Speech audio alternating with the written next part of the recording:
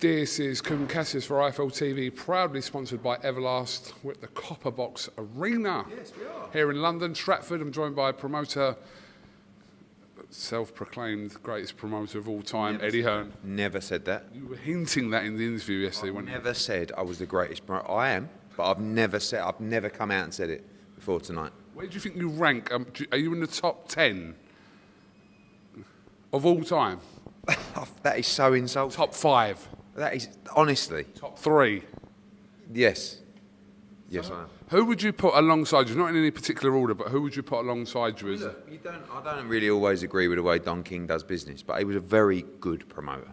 If there was a show in town, you knew there was a show in town.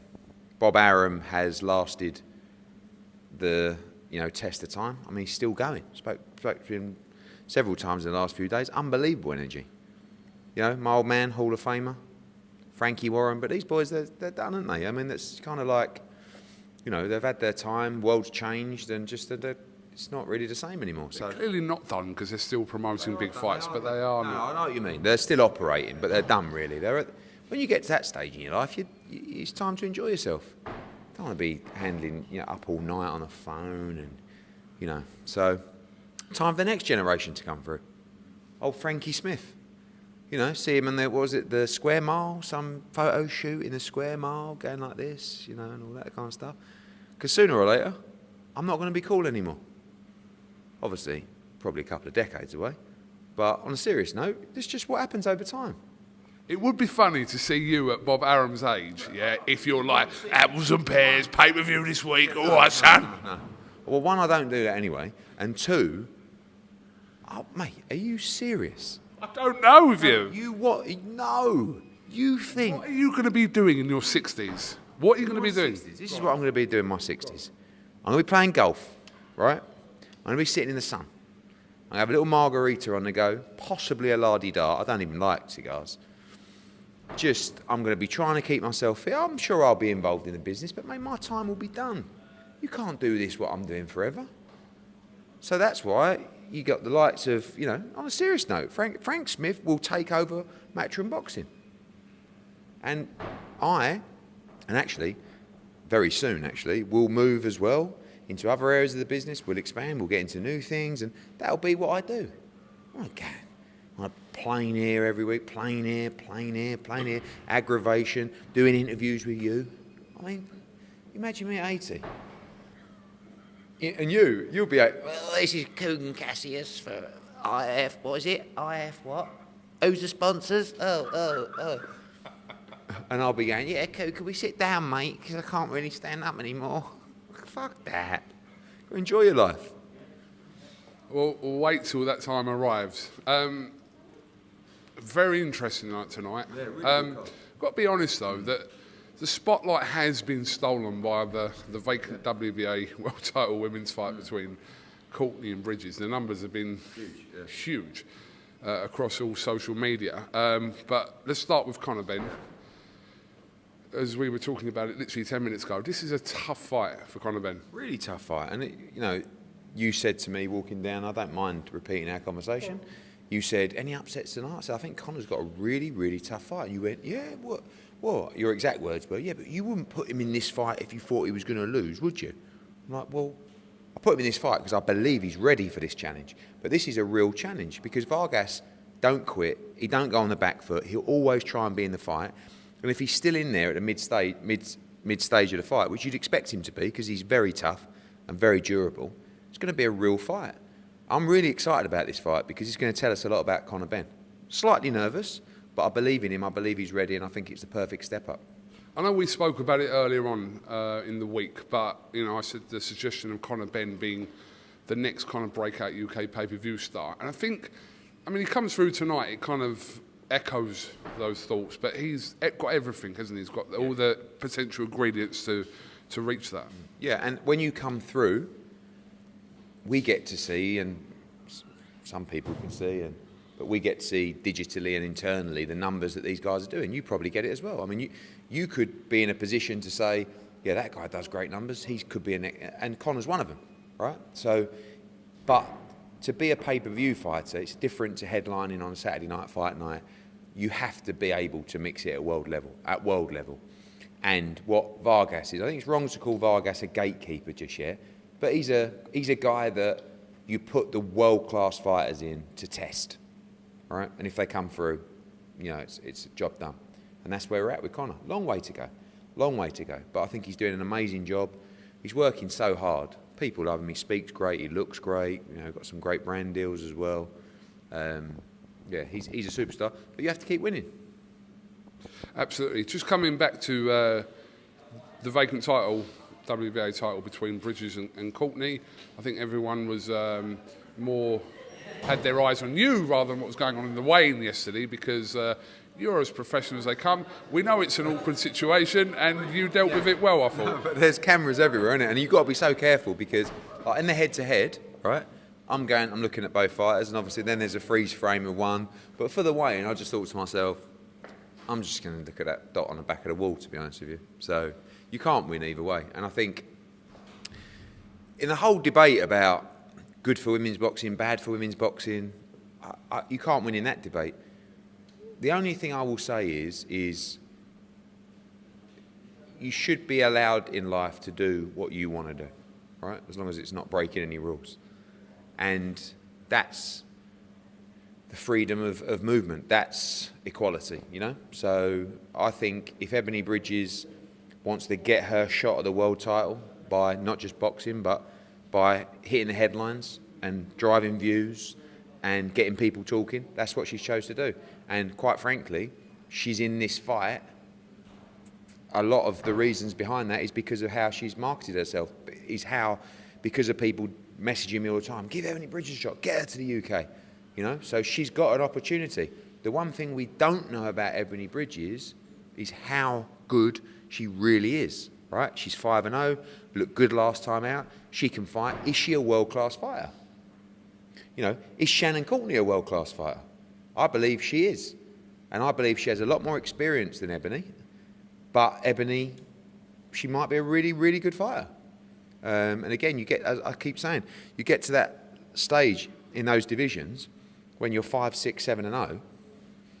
There's no one else to fight. You've got to fight. You've got to step up and fight for the title. So the winner tonight we want to go on and fight Rachel Bull in the summer. And I'm really intrigued by that fight. Really intrigued. Because like I said, Ebony's a little bit of an unknown quantity, in terms of, yep, she's won her fights easily so far, but how good is she? And she's going to have to show levels tonight, because she's going to step up the levels. I will chuck something in there. The most top-rated clip on IFL TV is Dave Allen's weigh-in against Dave Howe, where he allegedly stuck a sock down his pants. Well, I think he would. Not allegedly. I mean, if he didn't, I'm packing up. No, I'm just saying allegedly because I didn't see him do it, so I use that word. But that clip hit 15 million views, and no one was saying, kind of Dave's exploiting any kind of whatever. But she's been very clear this week, Ebony Bridges, about she wants to sell the fight, but then when it comes to fight night, she's all about business. Yeah, but also she's doing what she wants to do. I said in the interview with her yesterday, there's no one saying to Ebony Bridges, wear that, right? Because that will get you views. She is doing that herself, right? No problem with it. She's also right to say now it's completely irrelevant. You better be able to fight because you're about to go in there and someone else is going to try and take your head off. I think with Ebony, what people sometimes get confused with is that's just the only side to her, what you're seeing on the scales. If you follow her on social media, if you understand the work she puts in, the way she studies boxing, her love for boxing, I know how seriously she takes this. Do you know what I mean?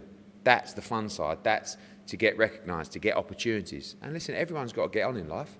So you do it in the way you think will bring you the best opportunities. Yeah, I mean, you can't really win in that conversation. But you're quite right, Dave Allen. Loads of situations, Big Nick Campbell making his pro debut. Yeah, I'm really looking forward to the fight. And I'm looking forward to Savannah Marshall. I actually think it's quite a tough fight. I know Lindbergh's had very limited notice, but she's super tough. And, Savannah Marshall, for me, is the hardest pound-for-pound puncher in boxing, in women's boxing. And she can really crack. So get through tonight. And, we want to get that Shields fight made. All right, cheers, mate. You can go now. Not really. So, Edward, moving on, obviously, from tonight, but let's talk about a couple of social media posts that were put out yesterday. First of all, from Anthony Joshua, which kind of put a semi-cryptic... It's not him now, is it? No. Go on, carry on. Semi-cryptic message out to say that possibly maybe things are going well and teams are working on it, 258, yourself, etc. Tyson Fury puts an Instagram post out yesterday to suggest that things are maybe kind of moving in the right direction. So can you kind of make comment on both of those people? Yeah. I mean, when you hear AJ speak, it's for a reason. Do you know what I mean? So, me, I speak all the time, all right? Should you take me seriously all the time? Yeah, but sometimes I'm going to get it wrong. Sometimes I do so many interviews that I don't deliver on something I've said, and you can pull it up and say, you said that, and you said, because I do a million interviews a day. When AJ comes out and speaks, you know things are serious. So what did he really tell us yesterday?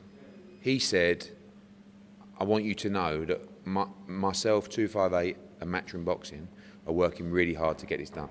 What that tells you is it's really close to official announcement time, right? Because, and then obviously the discussions yesterday with Top Rank and Tyson Fury's team, he has now been made aware that we have multiple offers and we're about to make a decision.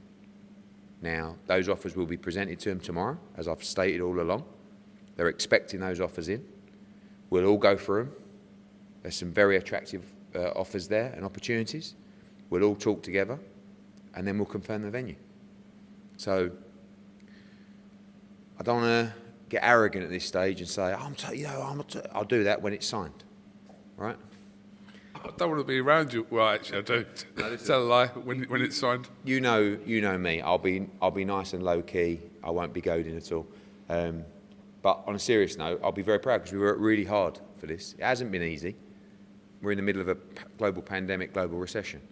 So I've grafted my nuts off, and we're not there yet. We've signed the contract. We wait. We've got all these offers to present to those guys. Until you hear the official site announcement, I won't stop and I won't sleep. So I'm doing everything I can, and you can't do anything more than do your best. But stand by.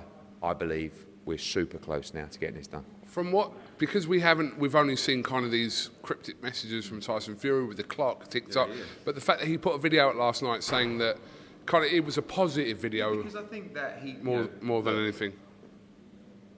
There's been so much work that's gone in. I think maybe he doesn't realise how much work's gone in. So as far as he's looking at it, well, what's going on? What's everyone up to? I mean, is it, that's probably the mentality. And then obviously yesterday it was the calls to say, right, this is in, this is coming, Sunday we've got to sit down. Oh, right, okay. So just a bit of positivity. And that's all I want.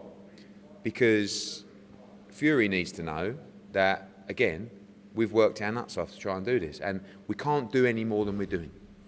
No one's at fault. No one's been at fault. We've done everything we can. And we're in a really good place. So I'm not saying any more other than cross your fingers. We know Qatar was mentioned and whoever else was mentioned, but we are fully expecting this fight to take place in Saudi Arabia. Let's have it right. It depends if the fight... I mean, look, Prince Khalid, as you know, is... Big K. Yeah, I mean, he's been fantastic to us, obviously from the Andy Ruiz fight. And without him, we would never have been able to deliver the Andy Ruiz fight. You know what? We may not have even been able to deliver the Andy Ruiz fight, full stop, for various reasons. Financial implications. Yes, but the neutrality of the venue, which was important, the whole thing. And now we're in a position where if we're going to do the fight in the Middle East, from my point of view, I'm doing it with Prince Khalid, right? He had a vision for boxing in Saudi. He delivered the Ruiz fight. He's the one who will drive this fight. And if he pulls it off, he will bring the biggest fight in boxing, one of the biggest fights in all time, the sporting event of 2021, where the whole world will stop and watch this fight, he will have delivered it. And like I said, when you talk about the Middle East, it's, you know, we have a personal relationship with Prince Khalid. I see him as a friend, and he has been working very hard to try and bring this, you know, and there are other offers from the Middle East. But as far as I'm concerned, if we're going to the Middle East, that's where we should be. It just seems from the outside that, looking of my limited knowledge of this situation, that someone like Prince Khalid and Saudi Arabia as a whole feel like, because they've had the Joshua Ruiz fight, feel like they won't be beaten on this and they'll do what they need to do. There's part of that, but that was always the plan. You know, when we sat down, we had a plan to do the Andy Ruiz fight and the Undisputed fight, right? That's what they wanted to bring. Now, the world has changed. It's been difficult for everybody. But this is your chance. This is your chance to get a fight, an event where I said the world will stop for. This build-up is going to be absolutely insane. By the time this fight comes around, the whole world, as I said, not UK, not Middle East, the whole world will stop to watch this fight. And whatever country lands it has had a tremendous, tremendous result. So we will see. I'm not saying anymore. I'm supposed to not say anything. But I'm getting excited. I'm getting really excited. Eddie, I do need to ask you about Sadiq Khan because, again, I've had people message me, showing me that Sadiq Khan video from yesterday, saying to me, well, how true is this? You know, he put out a quite positive message saying that you two are basically besties, etc. But he's given hope, but I do feel like it's a little, no disrespectfully, but a little bit of false hope. What he's saying is we would love to do it. Okay, there's been conversations with Wembley. That will be put forward in the proposal. We know financially it's miles off the other offers that we've had in. So just rule it out, Ed. Look, everyone's hanging on thinking, oh, it could be at Wembley. I won't rule anything out until you see an announcement on the venue. Sadiq Khan is obviously, we know his boxing background. He was a huge help for us, for Joshua Klitschko. You know, actually without him we wouldn't have been able to do it. It still goes back to, you know, you can't sit down with Wembley right now or DCMS and say, will you allow 100,000 on July 24th? We think, you know, there's a good chance that if, you know, so we'll see. Last question about this. If we weren't in a pandemic situation, where would you kind of say that this fight potentially could land? Wembley obviously would be in more of a shot. I think it hasn't really affected anything in terms of where we're going to end up. It's just that things have taken longer, right? And don't forget, this fight, you know, was probably scheduled really for sort of April, May. Now it's become July, August. It's not ideal for the Middle East, but we're going to go indoors. You know, there are people still concerned about travel situation and fans, but by July, I don't think that will be an issue, particularly in the Middle East. And it hasn't changed any. It's just made the conversations a lot more difficult, obviously financially as well. People aren't in the same position that they were with budgets and so forth. And that's why it's, you know, and really it got to a stage where this fight is happening in the summer. It's not happening in November, December. There's no interim bout because then it falls apart. So we've had to say to these people, you know, this isn't a conversation to say, oh, could we do it in that? No. This is when it's happening. If you want it, let's go. If you don't, we move on to somebody else. July 24th? There's a few dates. Is that the likely date? No, that's one of the dates. But after the Euros, yes? Yes. But again, I can only talk, again, for Matchroom, but also as a partner with Anthony Joshua and 258. So I can't talk for Tyson and Top Rank and all these guys because that's their business. So tomorrow is the days, you know, I'm also going to try and, we've got Demetrius Andrade fighting Liam Williams next week, and I'm going to try and go and see Canelo and Billy Joe on Tuesday. And I think Tyson's out there as well, but I'm going to try and see... Vegas. Yeah, but I'm going to try and see Bob Arum as well. Just sit down with him, go through everything. We're getting, you know, everyone's starting to believe. Would you say all you guys, everyone involved in the careers of Tyson Fury and Anthony Joshua, are kind of on the same page right now. 100%. Great. And the good thing is, they're starting to believe. I ain't stopped believing. But they believe now this is going to get done. And that feels really good because I can tell their excitement. And that's what we need. We need the positivity. We're on the verge of pulling off this unbelievable sporting event. Amazing. We're on the verge. On the verge? On the verge. That's your title. On the fucking verge. We're on the verge. We are on the verge. Don't mean we're over the verge, You but seem we're more on it. positive now than you did 2 days ago when I spoke to you. That positivity also comes from their team. Yeah. Do you know what I mean? Like, I've been watching their stuff thinking, did you actually want this fight? It's almost like you want it to fall through. But that's because they didn't believe we could do what we're hopefully about to do. So we'll see. Okay, but before all that, tonight is about the fighters on the bill, and it's going to be a great night here at the Copper Box. 6 p.m, Sky Sports Facebook, 7 p.m, Sky Sports. Nick Campbell, the big heavyweight, former Glasgow Warriors rugby player, making his pro debut. Why he wants to go into boxing, I don't know. He must be mad. Before that, Johnny Hedges on Sky Sports Facebook. Really, really good fight. Cash Farouk taking on Alexander Espinoza. He's the champion in that fight. Tough fight. Really, really tough fight.